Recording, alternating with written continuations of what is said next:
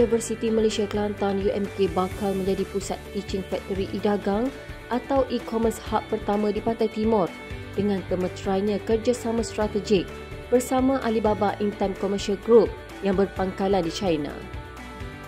Kerjasama itu turut membabitkan syarikat UB Consult Sedia Berhad Malaysia, Yunnan College of Finance and Economics YCFE dan pihak Jitex Asia yang telah memainkan peranan penting dalam menghubungkan UMK dengan Alibaba.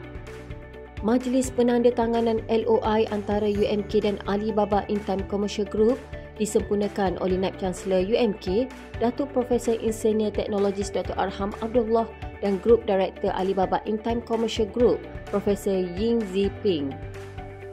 Kerjasama LOI seterusnya membabitkan Profesor Yin Ziping bersama Pengurus Besar UB Consult Sedia Berhad, Encik Ahmad Syarkawi Abdul Ghani dan Jitex Asia dan juga selaku Alibaba Strategi Partner. Kerjasama dengan Alibaba Intime membuka peluang besar untuk UMK memperkukuhkan agenda pendigitalan terutama dalam bidang e-dagang rentas sempadan, kecerdasan buatan dan teknologi baharu yang amat relevan dengan keperluan masa hadapan.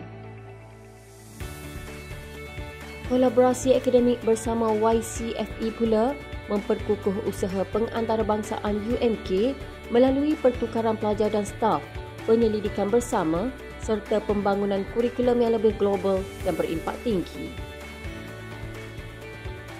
Malaysian Graduate School of Entrepreneurship and Business MGSEB memainkan peranan utama dalam usaha memperkukuh jaringan kerjasama antarabangsa melalui pemeteraian Letter of Intent bersama Alibaba Intime Commercial Group China. Kerjasama ini turut membuka peluang strategik dalam bidang keusahawanan digital selaras dengan aspirasi UMK 30 yang memberi penekanan kepada pengantarbangsaan, pendigitalan dan inovasi.